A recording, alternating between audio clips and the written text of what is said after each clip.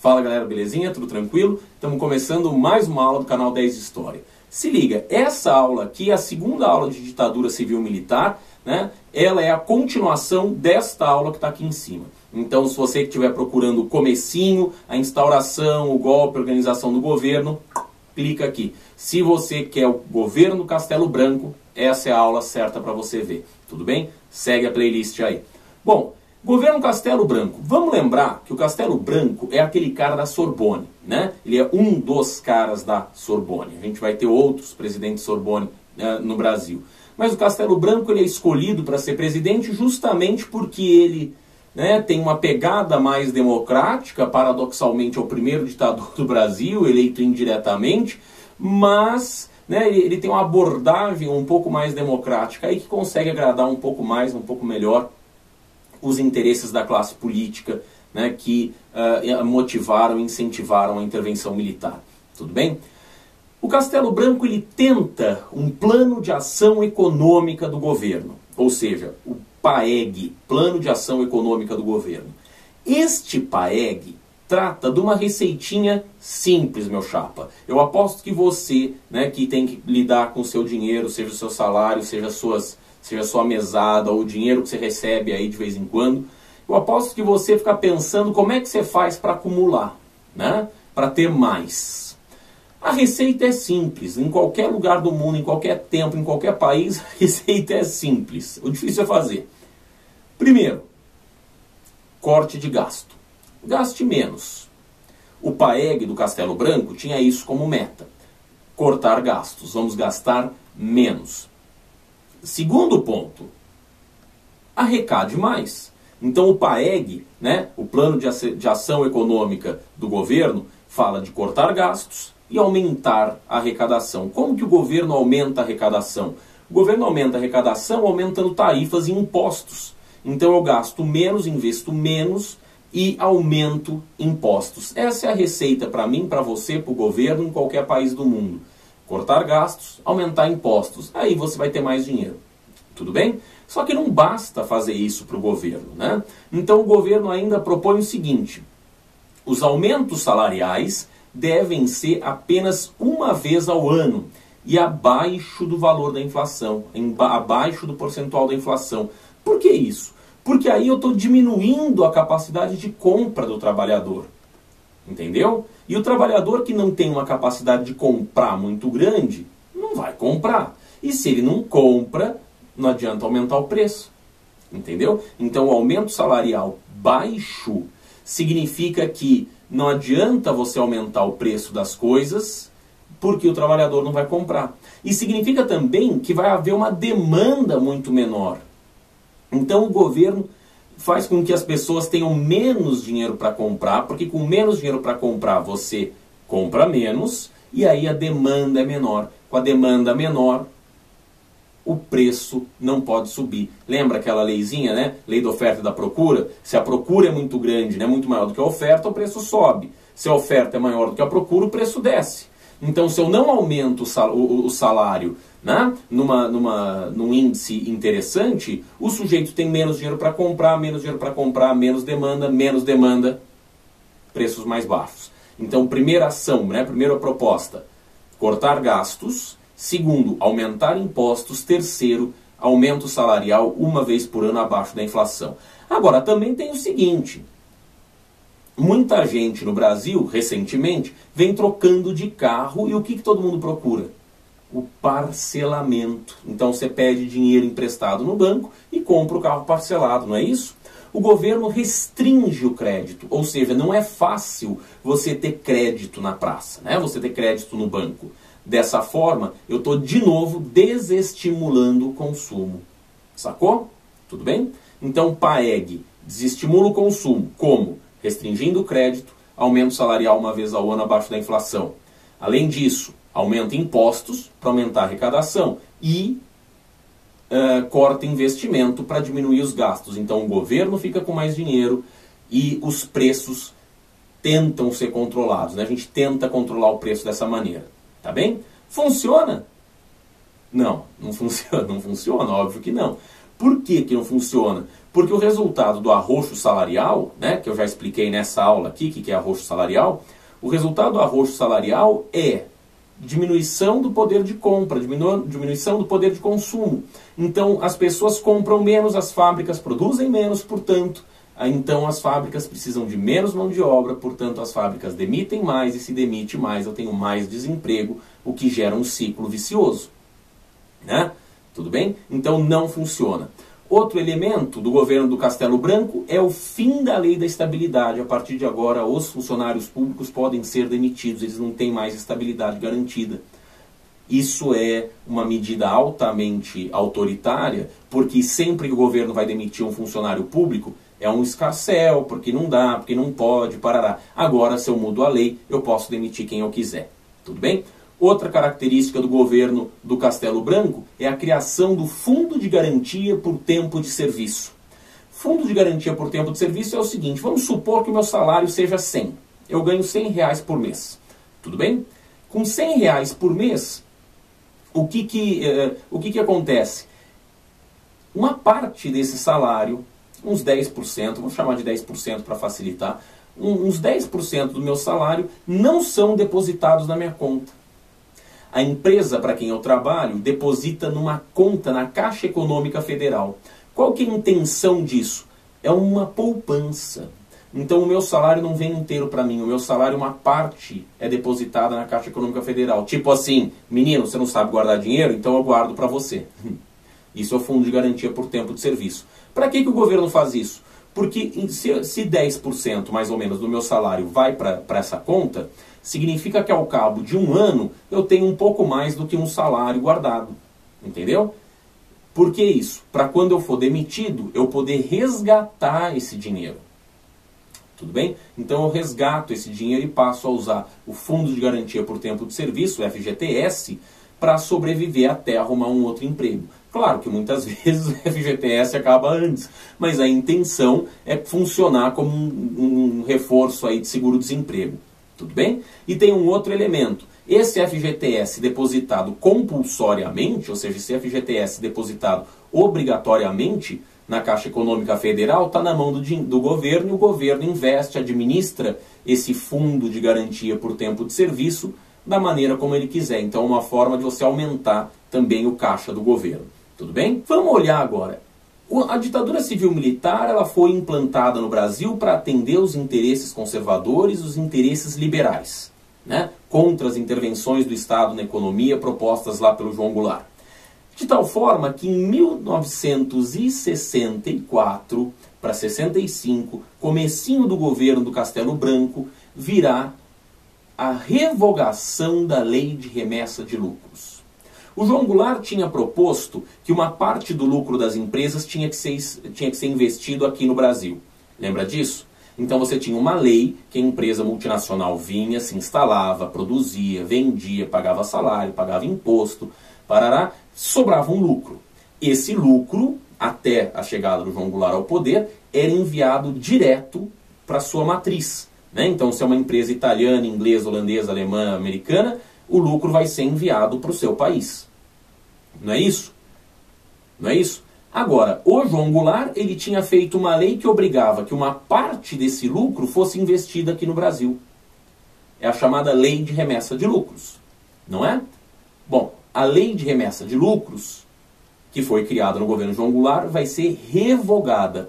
Ou seja, essa lei que desagrada os interesses do capital internacional vai ser revogada e a partir de agora, de novo, a empresa multinacional pode fazer o que quiser. Então ela pode pegar, ela pode pegar o lucro, toda a lucratividade que ela teve e encaminhar de volta para a matriz. Tudo bem? Isso agrada quem? Isso agrada especialmente o capital internacional. Não é? Tudo bem? Tá claro?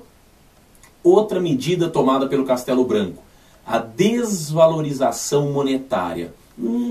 Como que é isso? Sabe quando você vai para a Argentina, e você chega na Argentina, ou no Uruguai, ou no Chile, ou na Venezuela, e você troca reais por pesos? Né? Então você dá lá 100 reais para o cara, né, no guichê, o cara te dá 800 pesos uruguaios, argentinos, é claro que eu estou falando de um valor aproximado. Então o nosso dinheiro aqui vale muito dinheiro deles. Então você sai para jantar, você vai num restaurante, você pede um tangue, um tanjal, né? Come, bebe um bife ancho, né? E vai lá e se diverte, parará. Não é isso? Agora, quando você vai para a Inglaterra, você chega na Inglaterra, entrega R$1.000 pro cara, o cara te devolve 200 pounds. O que você faz com 200 pounds? Senta e chora, né? Senta e chora. Mas por que eu estou dando esse exemplo? Por causa da desvalorização monetária. É fácil para um brasileiro investir em Londres, na Inglaterra?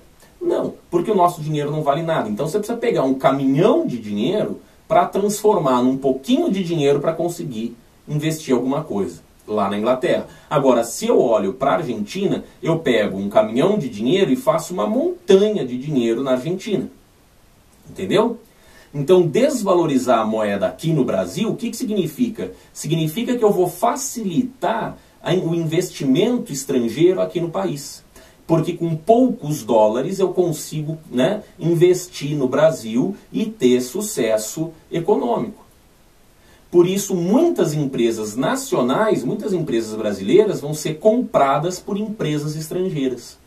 Entendeu? Então as empresas estrangeiras vêm para cá comprar as empresas brasileiras e investir aqui no Brasil.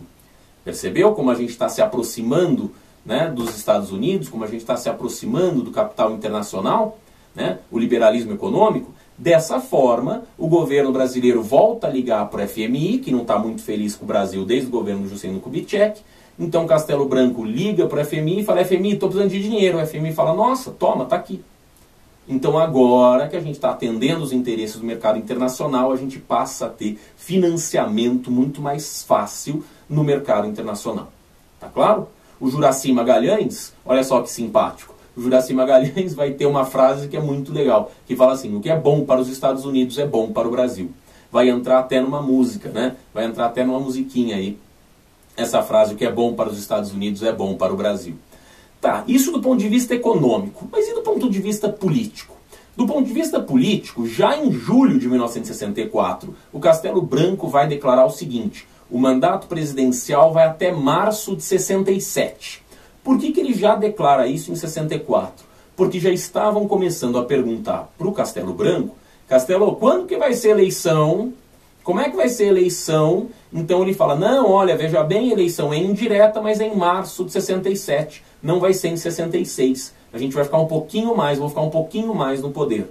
Né? Tudo bem? Então temos essa questão. Por quê? Porque o governo está tremendamente impopular. Então ele precisa de mais tempo para ver se alguma política funciona, para ver se o país começa, né, a dar sinais de recuperação e tal, e estabilidade, para daí poder ter uma eleição com mais tranquilidade. Eleição indireta, né? Lembrando.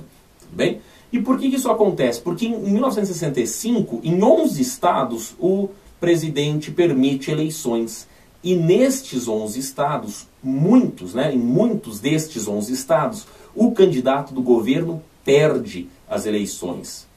Essa perda, né, essa perda de poder, de controle, coloca o governo em alerta, que vai em outubro, então, de 1965, editar o nosso segundo ato institucional, o AI2, Ato Institucional número 2. O que diz?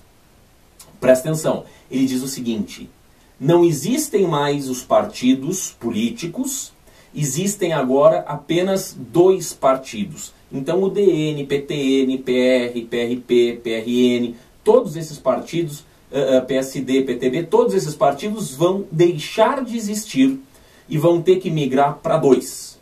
Então quem quer ser político não pode estar nesses outros partidos, porque eles não existem mais, só existem 2 partidos. Agora, a ARENA, Aliança Renovadora Nacional, que é o partido que apoia o governo, e o MDB, o Movimento Democrático Brasileiro, que é o partido da oposição. Perceba, qual que é o interesse do governo em fazer o bipartidarismo? O interesse é um só. Eu vou pegar toda a oposição e obrigar a oposição a se reorganizar dentro de um único partido. Então, todos aqueles partidos que estavam organizados, estruturados, tinham sua liderança interna, parará, estavam juntos contra o governo. Agora, o governo vai forçar todo mundo a se reorganizar em um único partido de oposição, para fazer oposição ao governo. Então, no primeiro momento, a grande dificuldade qual que é? A reorganização política das forças políticas dentro desse movimento democrático brasileiro. Tudo bem? Agora, algumas pessoas colocam também um outro objetivo, que é saber quem é pró-governo e quem é contra-governo. Se você é pró-governo, você é Arena. Se você é contra-governo, você é MDB. Então, companheiro é companheiro, quem não é companheiro não é companheiro. Está separado. Sacou? Tudo bem? Então, ato institucional número 2. Né? O que ele faz? Extingue os partidos políticos, instaura o bipartidarismo e ele autoriza o presidente da República a fechar órgãos legislativos. O que isso significa? Que se algum órgão legislativo começar a ameaçar demais o governo vai lá e fecha esse órgão legislativo. Percebeu? Então, ato institucional número 2, extingue partidos políticos, autoriza o governo a fechar assembleias legislativas e obriga todo mundo a se organizar em 2 partidos. Belezinha? Agora, e os partidos antigos? O que acontece com eles? Para onde vão esses políticos? Olha, dá uma olhada aqui. 90% dos caras da UDN vão para a Arena. Natural, né? A UDN é o partido mais pró-Estados Unidos, mais liberal, mais interessado no capital internacional. Então, 90% da UDN vai para a Arena, 10% para o MDB. Do PTB, 70% vão para o MDB e 30% vai para a Arena. Tudo bem? Perceba, né, o PTB, dentro do PTB também havia aqueles menos interessados na intervenção do Estado, parará. E o PSD é o partido que mais se racha aí perto do meio, porque 65% do PSD vai para a Arena e só 35% do PSD vem para o MDB. Sacou? Tudo bem? Tá me entendendo ou não? Percebeu como as forças políticas estão misturadas aí? Agora, olha essa charge aqui que interessante. Né? Ele tem lá todos os partidos políticos, parará, e embaixo escrito finados. Por que finados? Porque finados é o dia dos mortos. Né? Então, o finado é o morto. Então, os partidos estão finados. Essa é uma charge publicada no dia de finados, né? Em 2 de novembro de 1965. Né? Olha que presença de espírito, olha que sacada essa do chargista. Né? Vamos colocar uma charge, né, falando dos partidos como mortos. Né? Essa charge tem muito sentido porque o ato institucional é de outubro de 65, do fim de outubro de 65, então no dia 2 de novembro, né, poucas semanas depois, já aparece aí o dia de finados e ele homenageia os partidos como partidos finados. Tudo bem? Bom, vamos andar mais um pouquinho. Ato institucional número 3, fevereiro de 1966.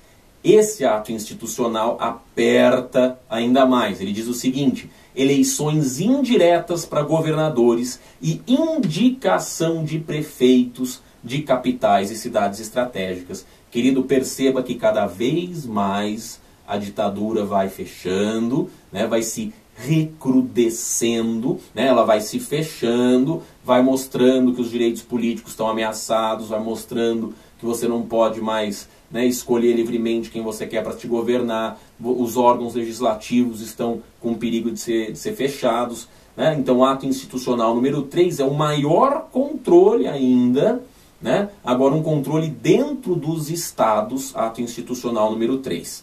Bom, diante disso também vai acontecer uma coisa, né, que precisa ser dita, que é o seguinte: mesmo aqueles membros da UDN, ou muitos daqueles membros da UDN, que agora estão na Arena, que apoiaram o golpe, muitos desses caras vão perceber que não estão se divertindo como imaginavam.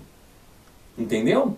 Então, muitos membros da UDN que apoiaram o golpe, que sustentaram o governo, vão ver que esse recrudescimento da ditadura está fazendo com que eles percam espaço político.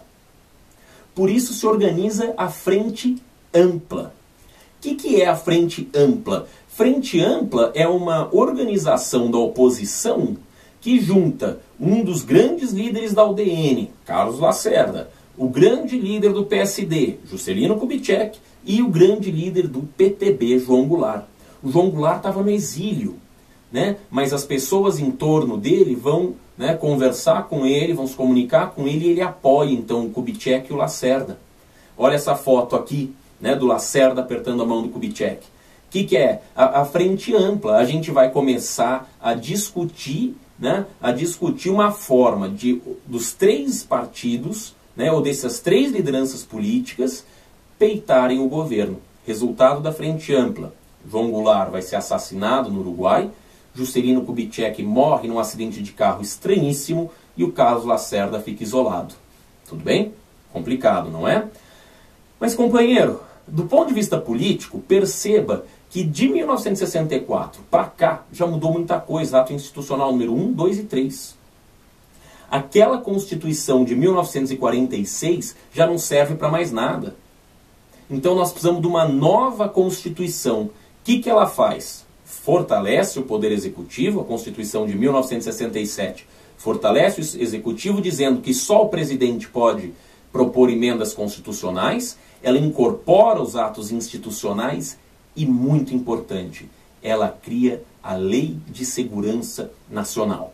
Lei de Segurança Nacional significa que eu posso, enquanto país, te acusar de estar traindo o país, de alguma forma, e por isso te prender. Companheiro, a Lei de Segurança Nacional, ela não deixa muito claro o que significa o perigo comunista, o que significa a ameaça à pátria, à segurança nacional. Então você que está publicando um jornal falando mal do governo, que está querendo organizar uma passeata, você que está querendo organizar alguma coisa política, pode ser acusado de traição, de crime contra a segurança nacional e ser preso. Companheiro, vamos ver, a partir de 1967, o governo Costa e Silva, como é que fica a situação política do país e como é que fica a possibilidade de resistência contra a ditadura. Dá uma olhada na próxima aula. Rapidinho. Até mais.